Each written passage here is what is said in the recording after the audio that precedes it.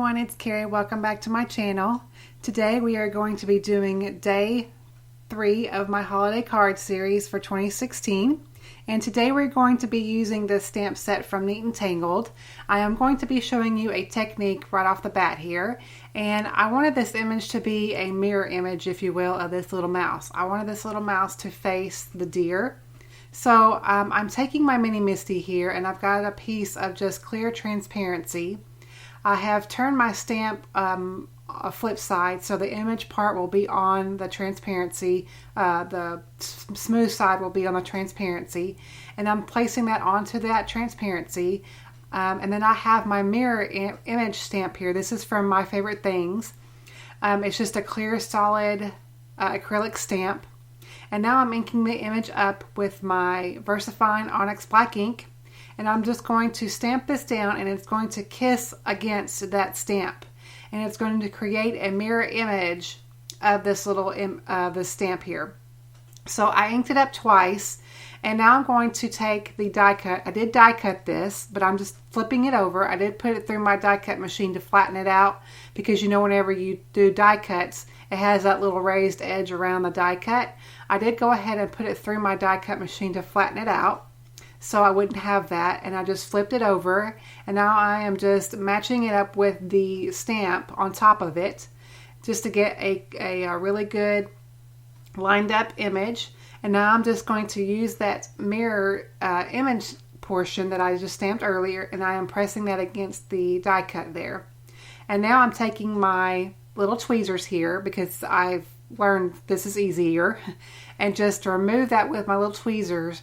And you can see that it is a image that has been, looks like that it was intended to be stamped this way. It's such a fun technique. It took me a couple of tries to figure out how to do this with the die cut, but no time at all did I figure it out, and I think I'm going to do this more often in the future. So to clean off my stamp, I am using some Ultra Clean here that I found was the best thing to clean off the stamp. And so now I thought I would show you me coloring this little image in.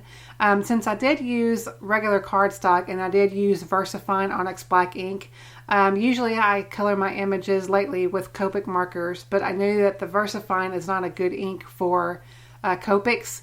So I decided to go ahead and use, since this is such a small image here, I thought I would go ahead and use my Zig Real Clean Color, or my Zig Clean Color Real Brush markers, and at first it wasn't blending like I wanted to, so I go ahead and color the whole image in with my, this is like, I'll have all of the colors below, but I think this is called Gray Tint.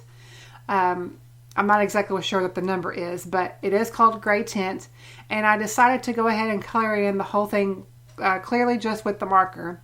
And then I decided to go ahead and dip in just a little bit. I created a pool of water here on a acrylic block, as you see here. And I'm taking a little bit of that water, and I am taking it and using it to blend out the color. And it creates a good contrast for this little image. And so I'm now moving on to a little pink tint to his little cheeks here. And I did go back to my paintbrush, but it just wasn't blending the way I wanted it to. So I decided to, it did blend out just a little, but it's such a small area that I think the paper was just a little bit damp from me coloring in his body, that it helped. So I'm taking like a flesh color here, and I was trying to do the same thing, and it just wasn't working for me. So I go back with the actual as a marker here, and I dip it into my water just a little bit, and help blend it just a little bit more.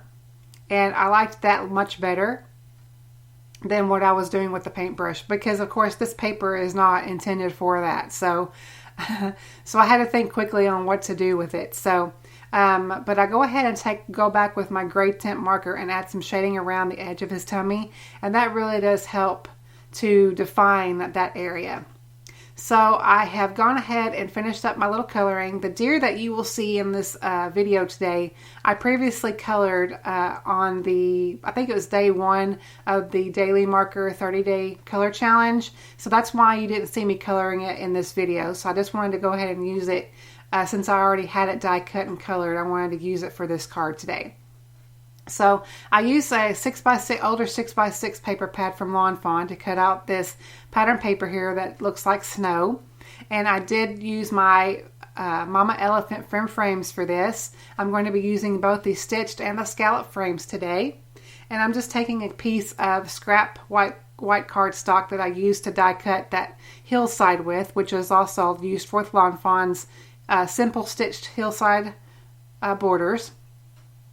Now I'm going to create myself some snowflakes, and I'm using this another older set from Lawn Fawn. This came out last year, and I believe it's called Holly Jolly. I could be wrong about that, but I hadn't used it yet, so and I wanted to add a little bit more definition with some snowflakes. So I'm stamping that down in some Versamark ink here, and I'm going to be embossing these with my silver embossing powder. The silver embossing powder is from Simon Says Stamp. It's a really good silver embossing powder. I really do like it. It does heat up really well, and it's really good for fine detailed images like these are. So I'm going to go ahead and apply all that powder, and then I'm going to take my heat tool and just heat it until it's smooth and melted. And once I have got those, I am going to die cut these out with the coordinating dies that I showed you earlier. But since I had my powder out here, I wanted to go ahead and do my sentiment as well, since it kind of matched with the snowflakes. I wanted them to match with the snowflakes. So I'm kind of placing where I wanted my images here temporarily, just to get an idea of where I'm going to put my sentiment. And I'm going to be using the Holly Jolly Day sentiment from this stamp set from Lawn Fawn. And I'm going to place that onto the panel here, the little hillside here, just to get it for good placement. And I kind of had to fumble around there for a little bit, but I finally got it. So again, I prepped it with my anti-static powder tool, and then I'm going to ink that up with my Versamark ink here, and then using that same silver embossing powder that I did before. And I'm just going to coat that really good, and again heat this until it's melted and nice and smooth. And if you're like me, you just never get tired of doing embossing. It's just one of the more fun techniques that you do whenever you're card making. It's just an awesome instant gratification, if you will, because it's just so fun to watch that powder melt, especially like metallics. I like to watch gold and silver powders melt because it's so shiny when it's done, and it's just so pretty. So I've got that completed, and now I'm going to start to put together my card here, and I'm just kind of placing where I think I'm going to want my snowflakes. I decided initially I was going to put these straight down and not add dimension, but I thought it would look better if I added a little bit of foam tape to a couple of these snowflakes. So before I do that, I'm going to add my foam tape to the bottom of my hillside here. So I'm going to get that into place, and just going to apply that and cut that off there to make sure it's even. And then I'm going to add that to my little snow pattern paper here. So I'm going to adhere this down, and then I'm going to start adding my little elements to my card. And so I'm just deciding where I'm going to add my little deer here. I decided that I think it would look best between having his back legs behind the hillside and then his front legs in front, just to make it more realistic to where it looks like he is standing in the snow. I liked that effect, so I went with that. So I'm just using my glue, since it does give me a little bit of wiggle room to move my images around, and I'm using my mono glue for that today. And so I'm just going to get this into place and get him all adhered. Some of the glue did ooze out just a little bit, and it was kind of sticking to my pattern paper there. So I've got a little eraser for that, and just kind of clean that off. No problem at all. And then I'm going to go ahead and add my little mouse. And I just love how he just looks so tiny against that deer. It's just so sweet, I think. So I'm going to add just a little bit of foam tape toward the top half of his body, and then I just add a little glue at the bottom half and get him into place. And I'm going to use my little tweezers for that, because he is such a small image. And I've got fumbly fingers, so anything that can help me along obviously is appreciated. So I'm going to go ahead and add my snowflakes now.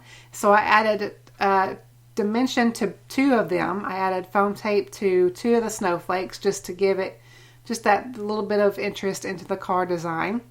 So I've added foam tape to that second one there, and then I'm going to decide where I'm going to place the rest of my snowflakes. And I've gone ahead and used, I liked using the glue for this, obviously, because it was readily available and it was the easiest thing instead of just regular regular tape runner or anything like that. So I'm going to continue to add these down and get these into place. And then once I have all of these down the way I like them, I went ahead off camera and did die cut another panel with that scallop thin frame die using some more red cardstock from Paper Tray Ink. It's one of my favorite red cardstocks. It's called Pure Poppy. And I'm just going to add that and see how that all comes together. So I'm going to add my glue here to my main panel and adhere that to the scallop frame here. And then I'm going to add glue to the back of this panel here and then add that to my white card base, which is the Neenah 120 pound cardstock. I got a pack of this a couple of hauls back and I really do like it, but I'm almost to the end of using this 10 pack. So that completes the card for today, guys. I hope you enjoyed. Please subscribe if you haven't already, and please check out my blog for more still shots and information on this card. I'll see y'all in my next video. Thanks for watching.